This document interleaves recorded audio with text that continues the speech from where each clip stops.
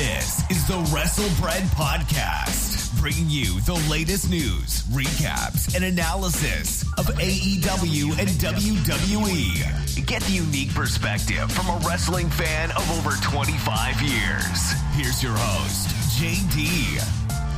What's going on, guys? This is Jaydee here, and this is episode 12 of the Wrestlebread Podcast. Thank you so much for tuning in to check out this week's episode. We had a lot of news and a lot of events that happened this past week, so let's get right into it. So first, let me start off with some WWE breaking news. We saw on Twitter, Finn Balor had posted a tweet of a photo of him wearing his LGBTQ shirt inside a Saudi Arabia stadium. He posted the picture with a comment, with a caption that said, "Love is love, equality, and, happy Pride Month from Saudi Arabia." A lot of fans were very concerned that he posted that tweet because, as we all know, being gay or transgender is a crime in Saudi Arabia, and the punishment is death. So I highly doubt he'll be allowed back in Saudi Arabia anytime soon because of that tweet. Another news, we all know about Ashley Massaro, who had passed away last month. There was a fundraiser that was set up for her daughter, Lexi. The funds that were raised for Lexi was going to be used towards college tuition, and the funds for the GoFundMe campaign is up to $57,642. Mick Foley has been a major factor with this fundraising.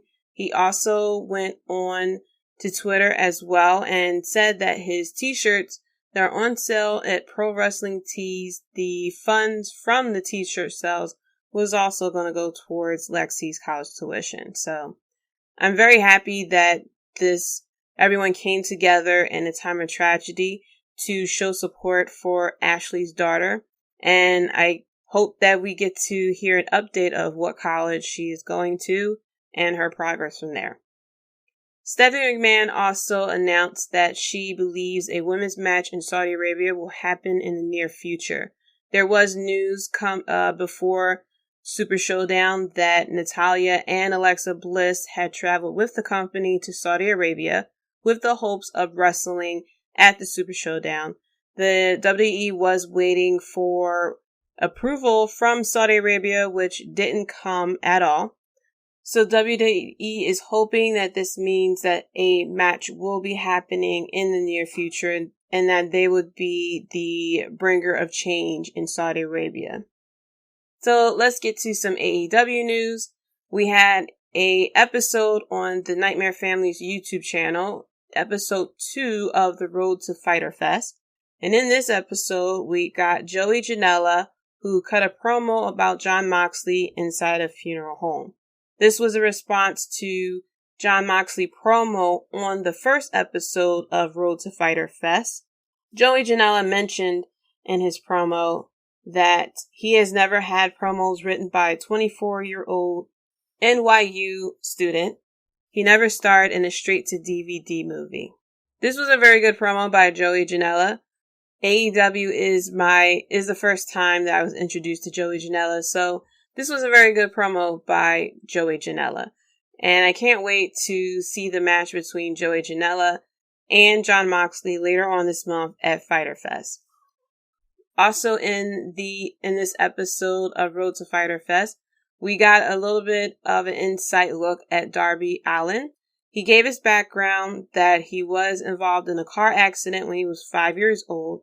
His uncle had picked him up from school and was actually drunk and drove a couple of miles before he lost control of the car. His uncle passed away in the accident. He has a very unique look where he paints half his face.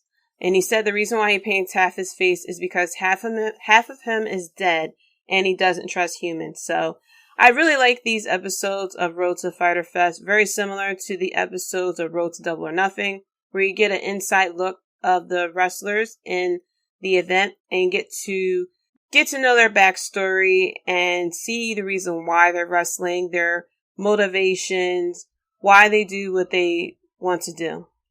Speaking of Fyter Fest, it has been announced by AEW that Fyter Fest will be streaming on Bleacher Report Live for free.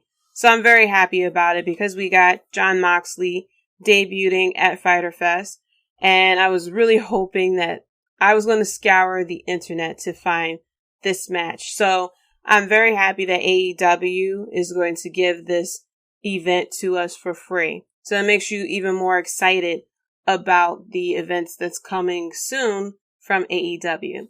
Speaking of events, All Out tickets went on sale on Friday, June 14th, and Cody Rhodes announced on YouTube that they had made the tickets a little cheaper and wrestling fan friendly. So tickets range from $30 to $190. So of course it's expected that they're going to sell the tickets out. They're going on sale June 14th, 12 p.m. Eastern Time. I had the thought of going to All Out, but unfortunately the event comes during Labor Day weekend, and I actually have plans that weekend. So I'm hoping that they continue to have events for pay-per-view. I'm hoping that they continue to have pay-per-view events that I'll be able to attend in the future. And lastly, Shawn Spears, formerly known as Ty Dillinger, has officially signed with AEW. It seems like he's going to keep the Perfect 10 gimmick that he is very known for in NXT. So on to some other news that I found out through Cage Side Seats. Alberto Del Rio and Chavo Guerrero Jr. has started a wrestling promotion down in Mexico.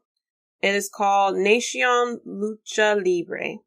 They held a press conference on June 11th where they talked about it, and they already have a TV deal and some talent signed, including Phoenix, Pentagon, Puma King, MVP, Carlito, and Bram.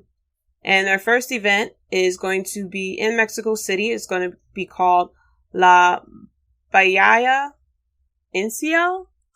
It's on June 11th, so can't wait to see what this promotion has going on.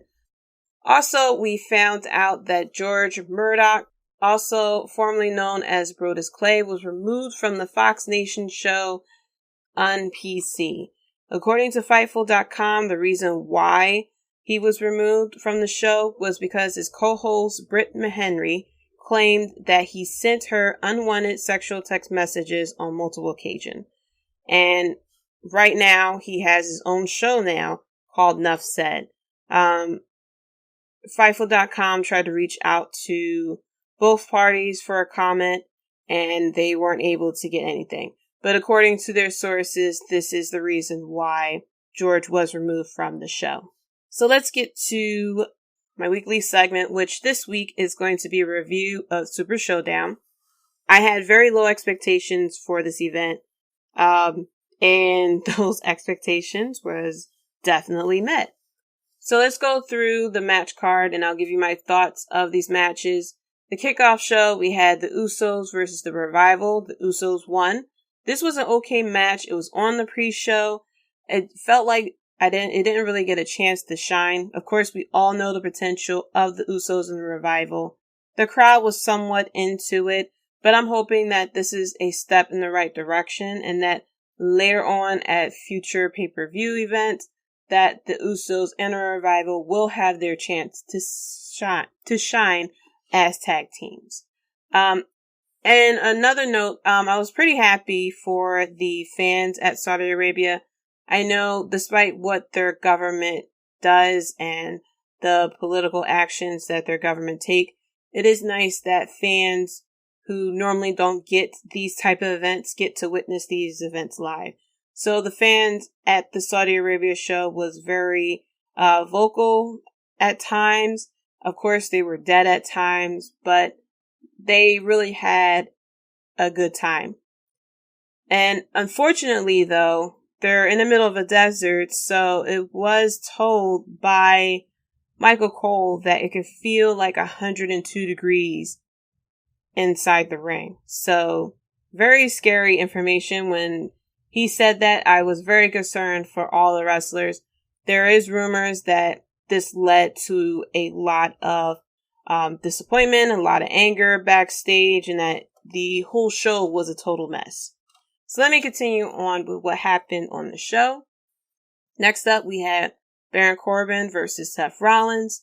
Baron Corbin did a lot of heel work in this match by arguing with the referee. It was at one point he grabbed a chair, and the referee told him, hey, I'll disqualify you if you don't put away the chair. And then Baron Corbin got into his face and said, I know how to do my job. Do you know how to do yours? This was a pretty good match, actually. Baron Corbin, despite the fact that we want him to go away, does know how to put on a match. He got the crowd behind Seth Rollins with arguing with the referee and attacking Seth Rollins' ribs. Once the referee started to argue back with Baron Corbin, Seth Rollins won via roll-up pin, and then Baron Corbin attacked Seth Rollins after the match. Then Brock Lesnar appears, of course, and this is the part where I thought we were going to get a cash-in, but unfortunately, Paul Heyman dropped the briefcase trying to get into the ring, which distracted Brock Lesnar, and Seth Rollins gave Brock Lesnar a low blow. And I'm starting to think that maybe The Undertaker should have gave Brock Lesnar a low blow back at WrestleMania 30, and we wouldn't have gone on this very long and depressing journey that is Brock Lesnar dominating everyone. But Brock Lesnar received the low blow, and he got multiple chair shots, including a chair shot.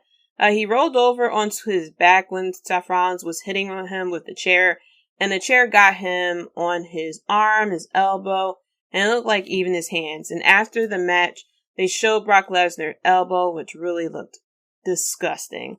But of course, Brock Lesnar toughened up, was able to walk out of the ring on his own power, and we didn't get a cash in. So I was very wrong for my prediction that Brock Lesnar would have walked out of Saudi Arabia with the title. And as we found out on Raw, we will never know when Brock Lesnar will cash in. So he may not cash in for another year. Next up, we had Andrade versus Demon Balor.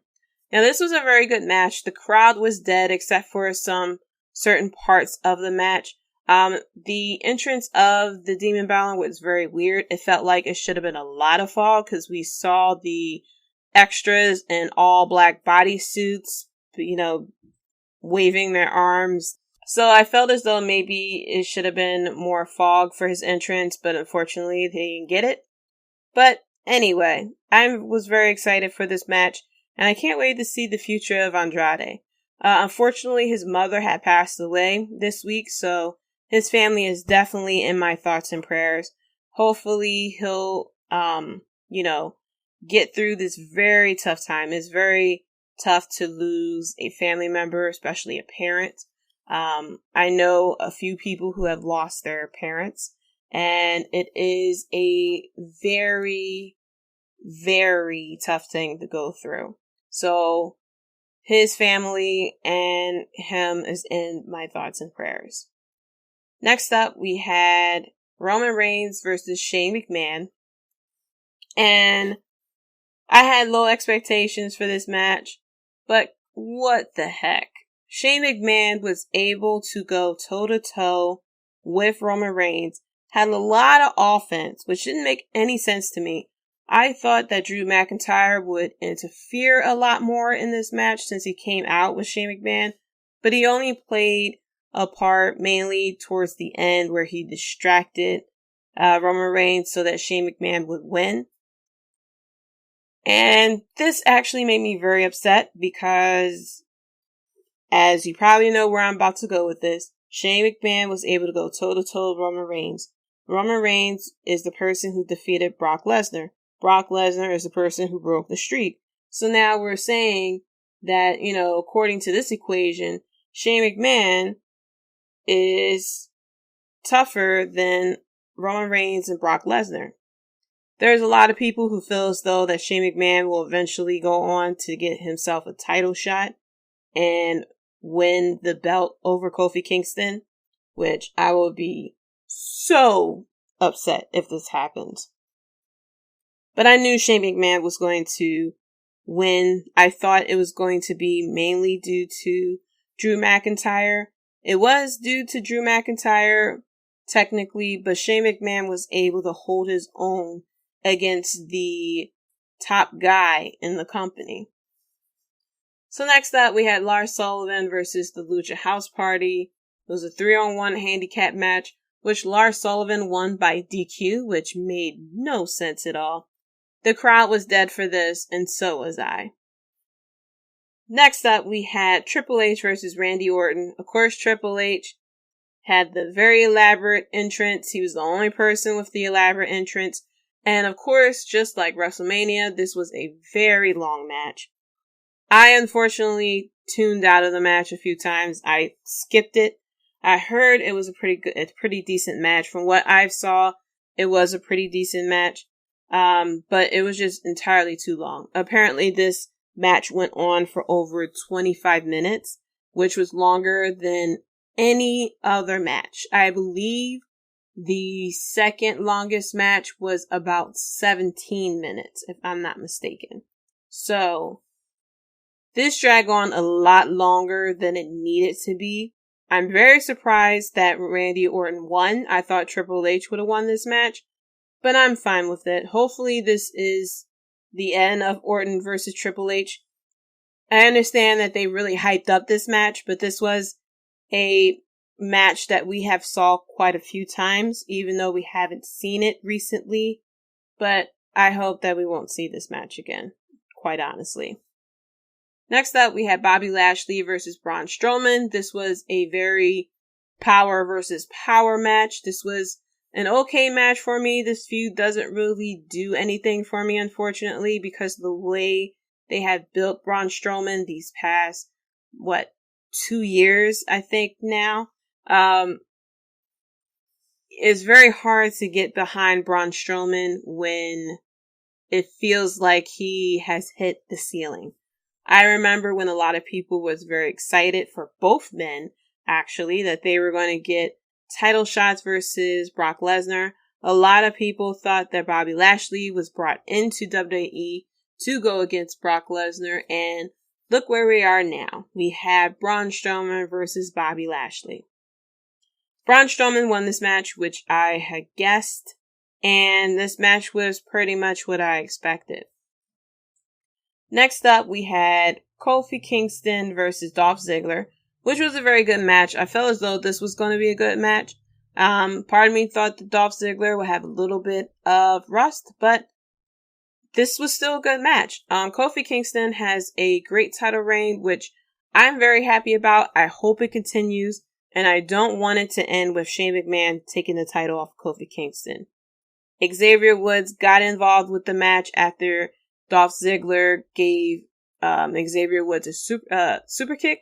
So after the match, Ziggler had cut a promo backstage and challenged Kofi Kingston to a steel cage match, which Kofi Kingston accepted, and that is the match we'll be getting at Stomping Ground in about 2 weeks. The next match we had is the 50-man Battle Royal. I know it said 50-man, but it was actually 51 men in the ring. There was a website that listed all the competitors that was in the ring, and it was actually 51 men. We had Mansoor, who is from Saudi Arabia, who won the Battle Royal. It was a feel-good moment. I was happy for him and the fans. But one thing that we had happen, we saw Shinsuke Nakamura, who actually eventually was eliminated by Sin Cara. And that's where we are with Shinsuke Nakamura. We also had Rusev in the match as well.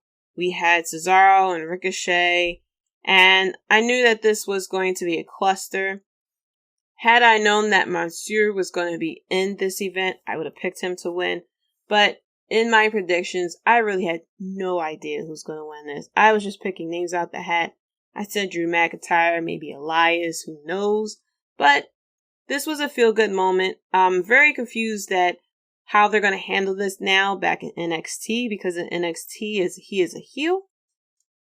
But Mansoor had cut a great promo after the Battle Royal, and he talked about his journey from trying out in WWE to winning the Battle Royal. So, very feel-good moment for the fans, especially the younger kids. They were very excited to see him win. And then finally, we had the main event. Goldberg versus The Undertaker. The match that we wanted 20 years ago, 20 plus years ago actually, that we're getting now.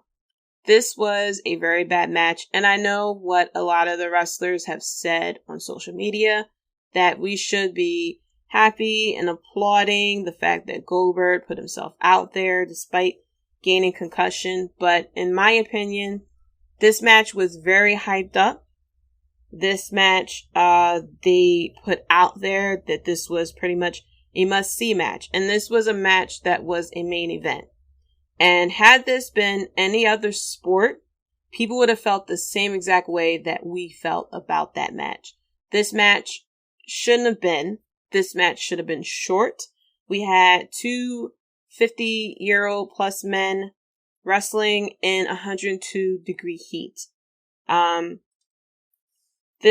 first few minutes was pretty good, but unfortunately, we had spots where Goldberg landed on his head. Goldberg had hit his head on on the post and started to bleed. He also tried to do, I think it was a jackhammer, and he pretty much dropped Undertaker on his head. And it was a very bad match that was cut short, obviously. You could tell it was cut short. Goldberg tried to go for a tombstone and dropped The Undertaker again, which Undertaker did a quick choke slam and pinned him regular way, which he rarely does. And after the match, you see The Undertaker made this face like, why the hell did I do this? And he liked to tweet later on when someone had tweeted out that The Undertaker should be able to just retire, let him do his own thing, let him do signings, connect with the fans. And he liked the tweet. Now, as big of an Undertaker fan as I am, it's very sad to see him age. It's very sad to see him put on matches like this. And like I had said before, you don't want these legends to put on matches like this because it does tarnish the way you look at them. I mean, look at had The Rock or if Stone Cold was never injured, had they continued to put on matches after matches after matches, and they start putting on bad matches, that's what they will be remembered for. It's very good to, see Undertaker versus Goldberg for a lot of us fans who have watched them growing up. It's a lot of nostalgia. But for the fans who haven't truly experienced The Undertaker, for the fans that truly haven't experienced Goldberg, this is their introduction to them. And so when we sit there and talk about, the Phenom and Goldberg, they're going to remember matches like this. And if this is the type of matches that they're going to put on, I don't want them to put on matches. Because it's at the point where they can physically do a lot of damage to each other versus putting on a very good show. Now, I'm not saying that every 50-something-year-old wrestler is going to put on a bad show. We had Ric Flair who put on some good matches. We had a lot of wrestlers who were old in age that put on a lot of good matches. I mean, let's look at Fabulous Moolah and Mae Young, who put on a lot of matches in their old age. So I have no problem with the fact that they are wrestling. It's the fact that they are wrestling with these power moves as if they're in their prime.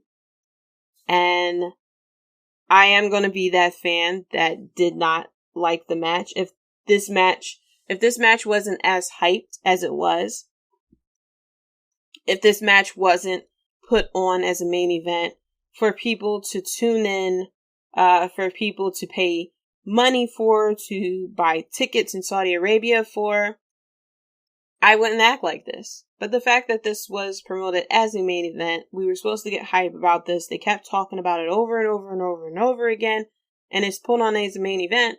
You're going to be upset. If this was a boxing match, if this was, heck, a football game, and it turned out to be a very bad game, people are going to complain about it. And no one's not going to turn around and say, oh, you know what? I really appreciate the team going out there. And even though it was really bad that they went out there and put themselves on the line, I appreciate them putting themselves on the line. But I don't know if I highly doubt that it was their decision to do this. So I'm going to be upset at the company that decided to put this match on, despite both men being able to physically carry this match. Like I said, this match was really good for the first few minutes. This match should have been short and sweet, just like The Undertaker's match versus John Cena. That match was very short and sweet, and it actually made Undertaker really look good. But, unfortunately, this match went on for a little too long. Goldberg had concussed himself, to the point there is video footage out there that he wasn't able to even stand on his own 2 feet after the match. I really hope that WWE will stop doing matches like this for Saudi Arabia, but there is no promise that they won't stop doing this. We'll see what happens in their next Saudi Arabia show later on this year, what type of big match they're going to have. They may put The Undertaker on that card as well. And I just hope that whatever legend they put on this card will be able to try to at least put on a good show. So now let's go over the best and worst of Raw and SmackDown this week. I normally do a segment of just Raw and a segment of just SmackDown, but because of this stupid wild card rule and SmackDown feeling like Raw, I decided to put them both together. Now, overview of this, I really do not like the wild card rule. I understand why they do it, because now they're stuck between 2 networks who want top stars on the respective shows on their networks. We have SmackDown going to Fox this fall, and SmackDown wants the big stars on their show of Fox, and we have Raw, who is still on the USA Network, who want big stars on their network. So instead of trying to do this brand split and create stars from the respective rosters, they decided to do this wildcard rule, and now SmackDown feels like Raw, and Raw feels like a waste of time.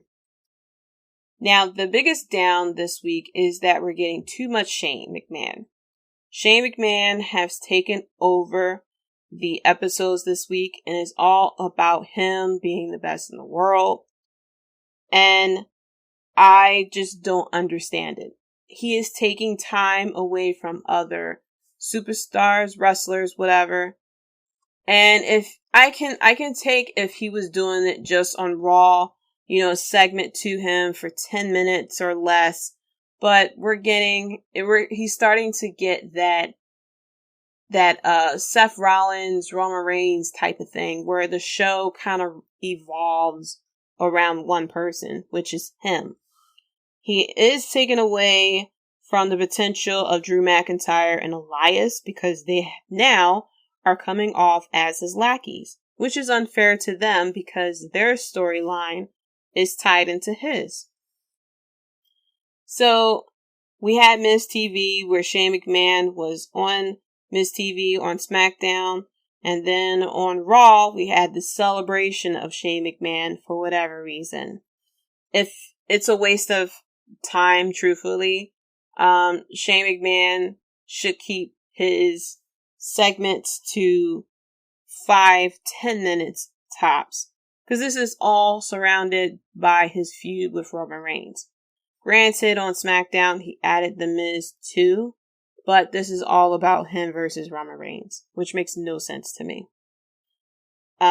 Something that was good this week, of course, the highlight of this week was Bray Wyatt, the Firefly Funhouse. Very dark episode this week.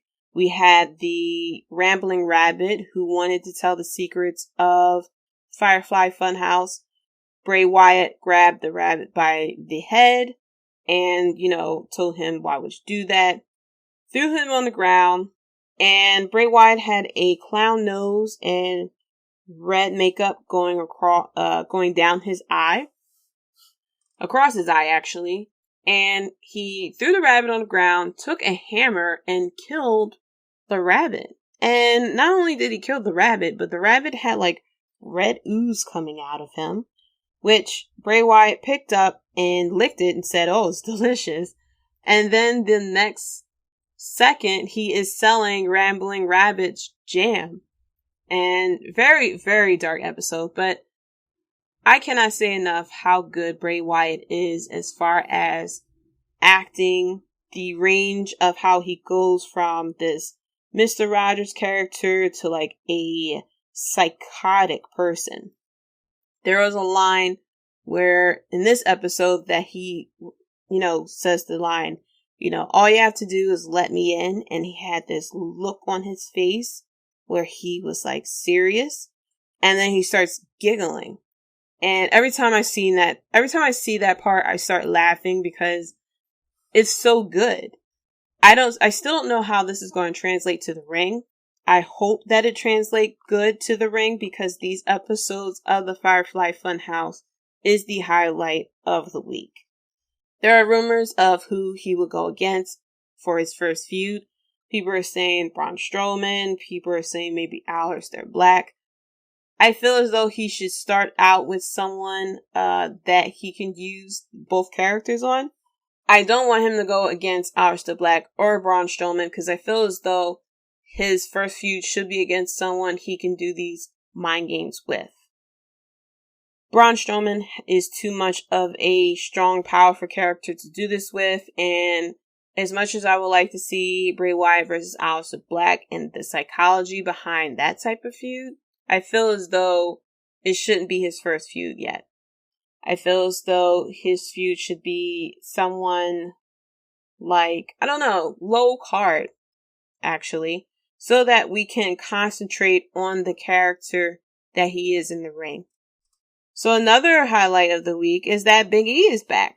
The New Day is back together again, and we had the New Day against Dolph Ziggler, Kevin Owens, and Sami Zayn on SmackDown. So, very happy that Big E is healthy and well, and that now we get the trio of the New Day who is back to making jokes. And Big E actually said a line that if he had a title for every time he made a return, he would have as many titles as Charlotte Flair. Which Kofi Kingston said that's a booking joke. So, glad to see that chemistry back together again. And they are one of the highlights of SmackDown. And they're the reason why SmackDown is what it is. So, happy to see them back again. We also had Aleister Black cut a promo on SmackDown. The delivery was really good, but it's very weird because in this promo, he asked someone to open the door to the room that he's sitting in. And then he shouts out the door for someone to please fight him. So, the whole thing doesn't really make sense to me because Aleister Black has already debuted on Raw and SmackDown. He has had feuds. He has had matches. So, very confused as to why we have all these backstage promos of him asking for someone to fight him and we hadn't had anything yet. This looks like this is just going to be setting up something for him at SummerSlam. It could be possibly Randy Orton, who knows. But I hope that we get to see Aleister Black in the ring very soon. He's very good in the ring, and I liked watching him wrestle, especially in NXT.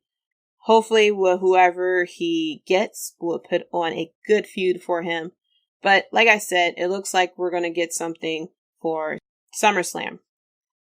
So, somewhat down for me this week is this whole Nikki Cross thing with Alexa Bliss. I'm going to wait it out and see what happens with this, but I'm very confused because they have Nikki Cross as this shy, timid person backstage, but when she comes out to wrestle, she is still the character that she was with Sanity. And I was very upset on SmackDown because she came out to Alexis Bliss music, which made no sense to me. But I'm going to wait it out. I'm going to see what happens from this. Maybe this leads to a feud at SummerSlam. Hopefully this is just Nikki Cross pretending to be like this backstage to try to gain Alexis Bliss friendship.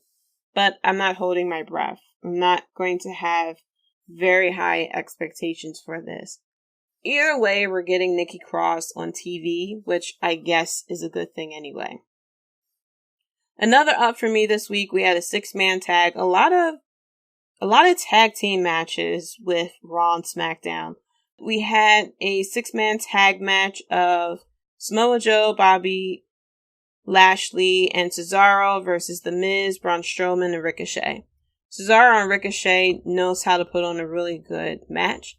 We had Bobby Lashley and Braun Strowman, but we had Samoa Joe and The Miz. So this was a pretty good match to me. There was a spot in this match where Braun Strowman picked up Samoa Joe very easily, of course, to do a power slam, and Samoa Joe was able to get out of the slam first off, and then he ran out of the ring, grabbed this title, and left, and he had this look on his face that he couldn't believe that Braun Strowman was able to pick him up. So it kind of gives a bit of a teaser of a feud between Samoa Joe and Braun Strowman. But this was a pretty good match. We had The Miz, Braun Strowman, and Ricochet who won the match. A down for me is the women's division. It seems like since Ronda Rousey has left, the women's division has went down. We had a lot of tag team matches that happened. We had on Raw, Lacey Evans and Alexa Bliss versus Becky Lynch and Bayley. And then on SmackDown, we did have Carmella versus Sonya Deville. But we also had Amber Moon, who was in these promos backstage where she is being bullied basically by Fire and Desire.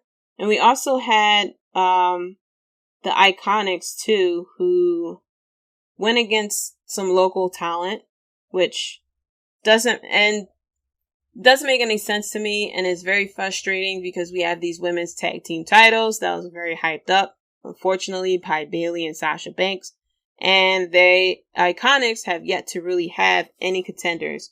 We haven't seen the Kabuki Warriors, we haven't really seen Natalya, and we haven't really seen anybody who's trying to go after the women's tag team titles. Like I always say, it seems like WWE does not know how to concentrate on multiple women's storylines. They are concentrating on the 2 belts, that's on Becky Lynch and Bayley, and everything else is kind of like thrown to like backstage segments. So I don't know what's going on. They could do a lot better with the women's division. Hopefully, once we get closer to SummerSlam, they'll actually do an actual feud for the women's tag team titles. And they had said, Bayley and Sasha Banks, that is, that the tag team titles will be defended in NXT. It looks like we're not going to get that at all because they're barely defended on Raw and SmackDown.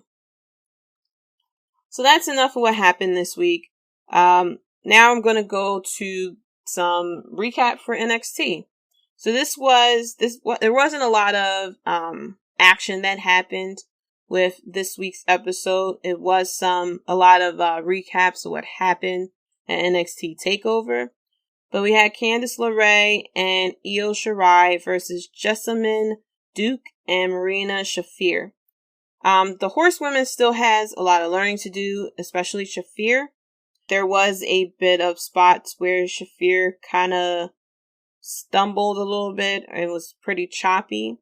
Jessamyn Duke seemed a little better. I feel as though she should use her kicks a lot more since she also has that MMA background, but she is very well known for her kicks because she has very long legs. Candice LeRae did a very nice enziguri in the match as well, and there was a exchange between Shayna and Io where Io had did a stomp, which is what Shayna does a lot on Jessamine Duke, and she did a moonsault off the top rope onto Shayna as well. Now this ended with a DQ, but it set up a very intense feud between Io and Shayna. This looks like this is going to lead to eventually what I thought was another rematch at TakeOver, but in 2 weeks we'll be getting a match between them two. I think there's a stipulation to it. I completely forgot what it was, but pretty excited to see what happens. It seems like Io is starting to snap because of Shayna. But Shayna is very good as a champion. She's very good as a heel. I would like to have the other two horsewomen get a lot better in the ring before they do this whole 4 horsewomen versus 4 horsewomen that they keep hinting at and people keep wanting, which seems like it's in limbo anyway because of Sasha Banks and Ronda Rousey. We had a match 2 of Kushida versus Drew Gulak. This was a submission match. This was a very technical match. Their last match that they had together was a very good technical match, and it was the same thing here. Drew Gulak pulled out some submission moves that I had never seen before. A lot of limb manipulation by Kushida. Eventually, Drew Gulak had tapped, and Kushida won the match. Afterwards, they shook hands. Drew Gulak seems like he is not done with Kushida, and I can't wait to see what happens next between these two. It's very tough for them to try to do another feud because Kushida already has multiple wins over Drew Gulak, and maybe this will lead to Drew Gulak adding another stipulation to a match to try to get a win. The main event of NXT this week was Danny Burch and Oney Lorcan versus the Undisputed Era, which was Kyle O'Reilly and Roderick Strong. This was a pretty good match. The tag team division in NXT is very promising. We had Jackson Riker who came out and distracted the Undisputed Era. This led to chaos, of course. And this was a win by Danny Burch and Oney Lorcan. And afterwards, chaos had broke out. So this is going to lead to a feud with the Undisputed Era and the Forgotten Sons. I'm still very curious of what's going to happen with Jackson Riker, what type of feud he's going to get into. It may turn into a one-on-one feud with one of the fellas from the Undisputed Era, but who knows? But this was a pretty good episode of NXT this week. Like I said, not a lot of wrestling going on because there was some recaps of what happened at NXT TakeOver. But this was, they have a while before the next NXT TakeOver comes around. So they have the flexibility of not going so hard with the feuds right now. So that's it for the Wrestlebread podcast. Thank you so much for listening. Let me give a shout out to Julian and Rob Bates from the Wrestling Court podcast and AlternativeMinds.com, Keita and Jay from the Keita and Jay Show, Chris from We Talk Next podcast, and Chris from Ruthless Rewind. So it's coming up next week. For episode 13. It'll be a preview and predictions for Stomping Grounds. And my weekly segment next week, too, would be what's wrong with the women's, WWE women's division and things that they can do to change it. Be sure to hop on Twitter and follow me at Jaydee Talks. That's JAYDEE Talks. And be sure to follow the podcast at Wrestlebread. Make sure you leave a review. Let me know your thoughts of the podcast. We're up to episode 12, and I just hope that you guys are enjoying what I have been giving to you guys this whole time. So, thank you so much for listening to the Wrestlebread podcast. Be sure to like, subscribe, and comment below on what you thought of the episode this week. If you enjoyed what I said this week in the podcast, then check me out on Twitter and also follow the podcast. Until next time, guys, peace.